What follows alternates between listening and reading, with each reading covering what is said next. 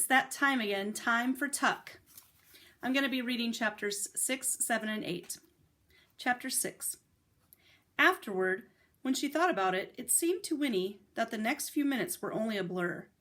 First, she was kneeling on the ground, insisting on a drink from the spring, and the next thing she knew, she was seized and swung through the air, open-mouthed, and found herself straddling the bouncing back of the fat old horse, with Miles and Jessie trotting along on either side, while May ran puffing ahead, dragging on the bridle. Winnie had often been haunted by visions of what it would be like to be kidnapped, but none of her visions had been like this, with her kidnappers just as alarmed as she was herself. She had always pictured a troop of burly men with long black mustaches who would tumble her into a blanket and bear her off like a sack of potatoes while she pleaded for mercy. But instead it was they, May Tuck and Miles and Jessie, who were pleading. "Please, child. Dear, please, child.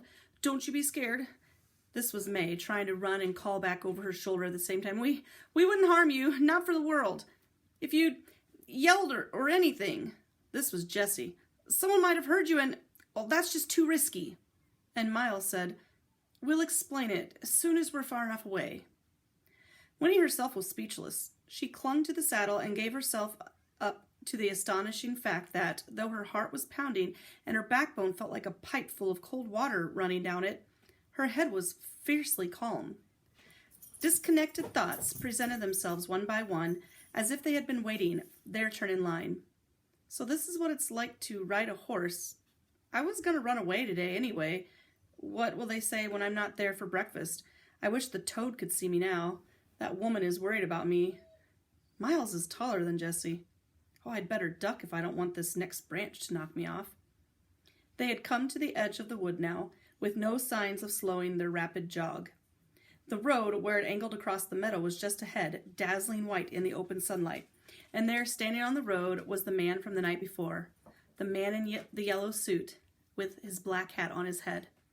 Discovering him, seeing his surprise, and presented at once with choices, Winnie's mind perversely went blank. Instead of crying out for help, she merely goggled at him as they fled past the spot where he stood.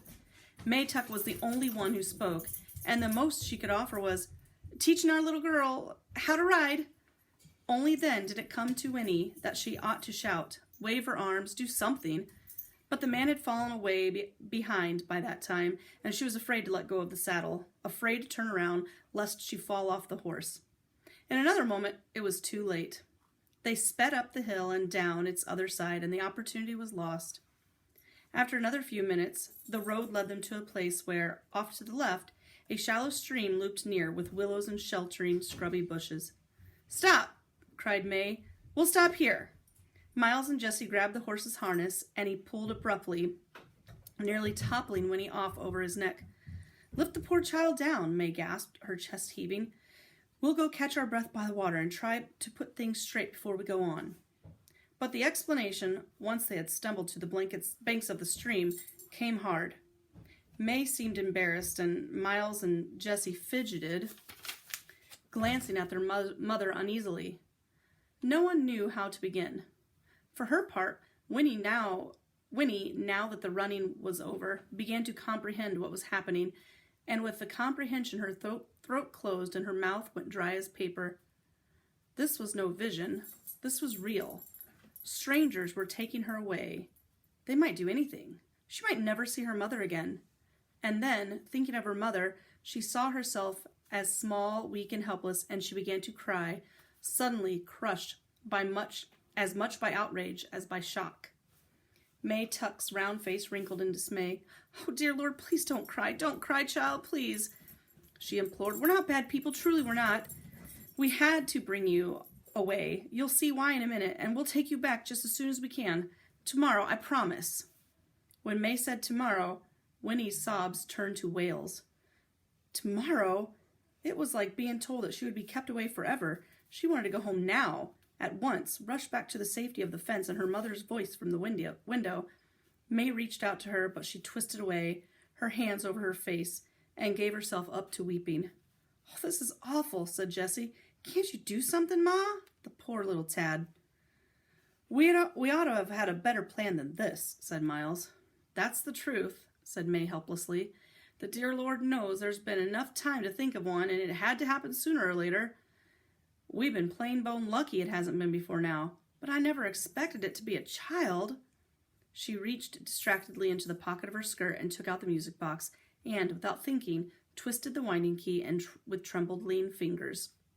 When the tinkling little melody began, Winnie's sobbing slowed. She stood by the stream, her hands still over her face, and listened. Yes, it was the same music she had heard the night before. Somehow it calmed her. It was like a ribbon tying her to familiar things. She thought, when I get home, I'll tell Granny it wasn't elf music after all. She wiped her face as well as she could with her wet hands and turned to May. That's the music I heard last night, she managed between recovering snuffles. When I was out in my yard, my Granny said it was elves. Oh, dear me, no, said May. Excuse me. Peering at her hopefully. It's only my music box. I didn't suppose anyone could hear it. She held it out to Winnie. Do you want to take a look at it? It's pretty, said Winnie, taking the little box and turning it over in her hands. The winding key was still revolving, but more and more slowly. The melody faltered. Another few widely spaced notes plinked, and then it stopped. Wind it up if you want to, said May, clockwise. Winnie turned the key. It clicked faintly, and then after several more turns, the music began to play again, brisk from its fresh winding, and merry. No one who owned a little thing like this could be too disagreeable. Winnie examined the painted roses and lilies of the valley and smiled in spite of herself. It's pretty, she repeated, handing it back to May. The music box had relaxed them all.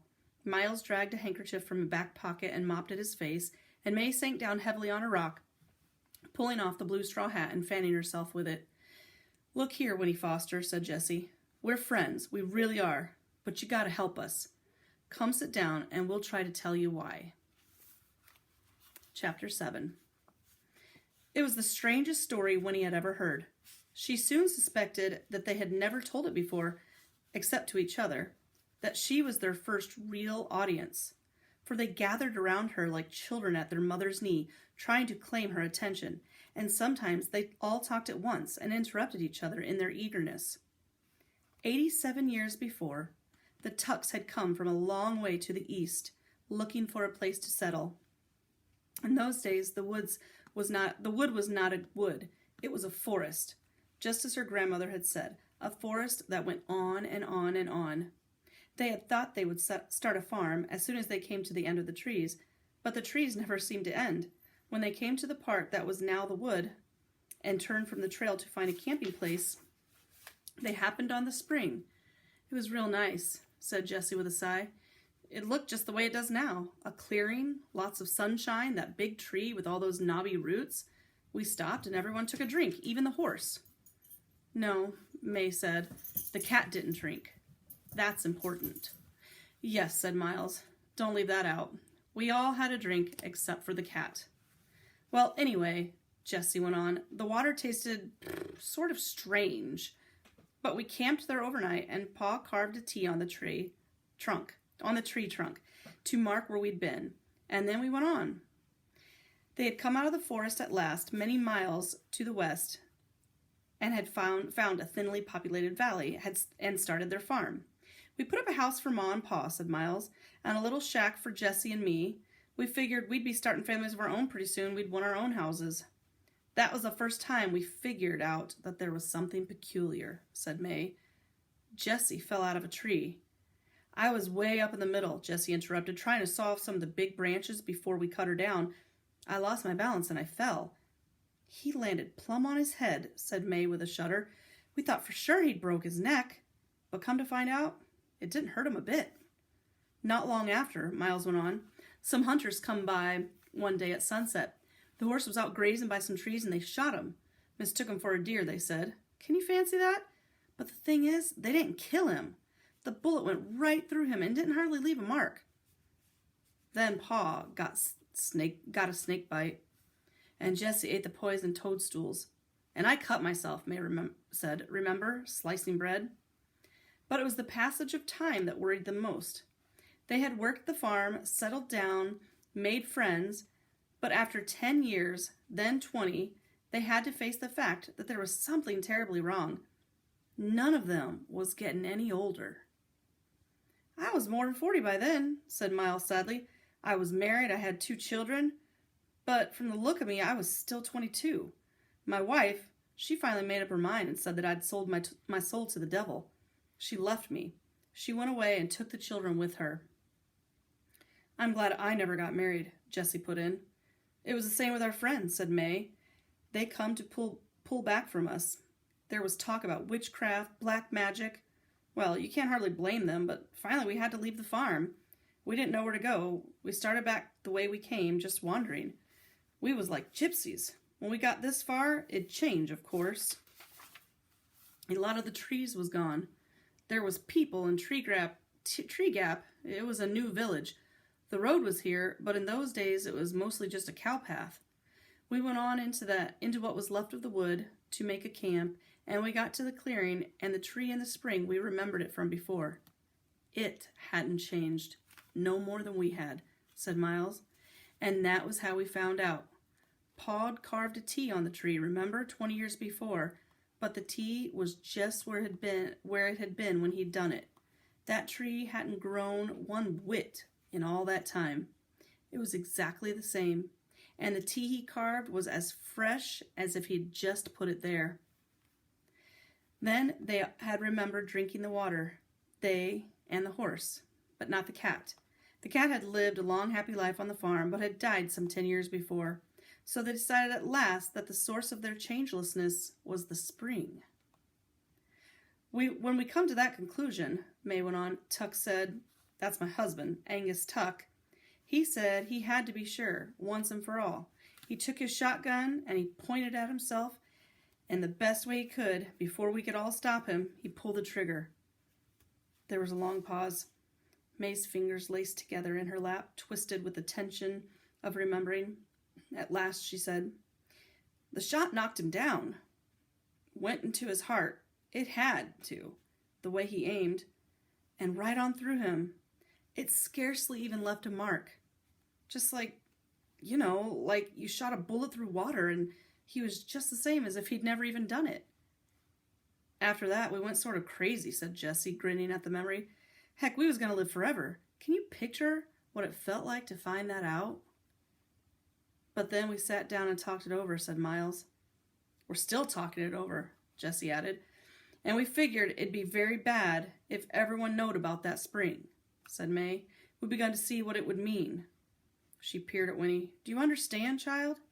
That water, it stops you right where you are. If you had had a drink of it today, you'd stay a little girl forever. You'd never grow up. Not ever. We don't know how it works, or even why, said Miles.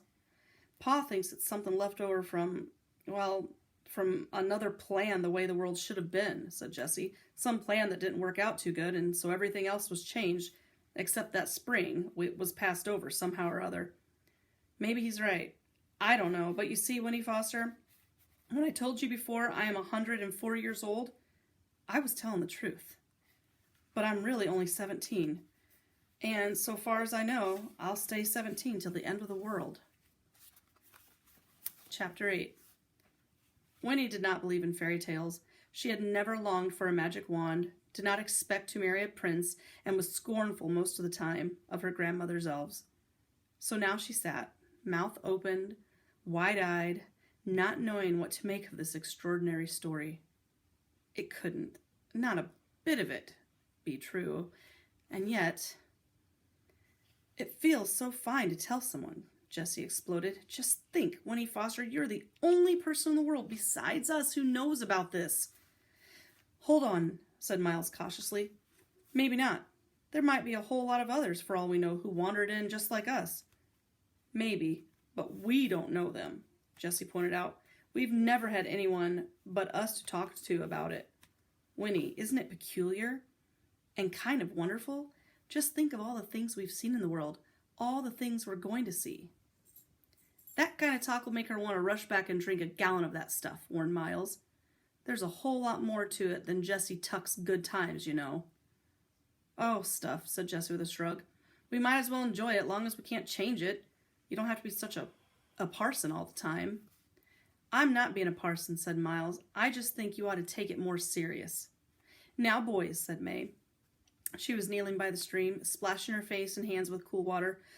Whew, such weather, she exclaimed, sitting back on her heels. She unfastened the brooch, took off her shawl, and toweled her dripping face. Well, child, she said to Winnie, standing up, now you share our secret. It's a big, dangerous secret. We gotta have your help to keep it. I expect you're full of questions, but we can't stay here no longer. She tied the shawl around her waist then and sighed. It pains me to think how your Ma and Pa will worry, but there's just no way around it. We gotta take you home with us, that's the plan. Tuck, he'll want to talk it out, make sure you see why you can't tell no one. But we'll bring you back tomorrow, all right? All three of them looked at her hopefully. All right, said Winnie, for she decided there wasn't any choice. She would have to go. They would probably make her go anyway, no matter what she said. But she felt there was nothing to be afraid of, not really, for they seemed gentle and, in a strange way, childlike. They made her feel old, and the way they spoke to her, the way they looked at her, made her feel special, important. It was a warm, spreading feeling, entirely new. She liked it, and in spite of their journey, she liked them too, especially Jessie. But it was Miles who took her hand and said, It's really fine to have you along, even if it's only for a day or two. Then Jessie gave a great whoop and leaped into the stream, splashing mightily. What'd you bring for breakfast, Ma? He cried. We can eat it on the way, can't we? I'm starving. So with the sun riding high now in the sky, they started off again, noisy in the August stillness, eating bread and cheese. Jessie sang funny old songs in a loud voice and swung like a monkey from the branches of trees, showing off shamelessly for Winnie, calling to her, Hey, Winnie Foster, watch me. Look what I can do. And Winnie, laughing at him, lost the last of her alarm. They were friends. Her friends. She was running away after all, but she was not alone.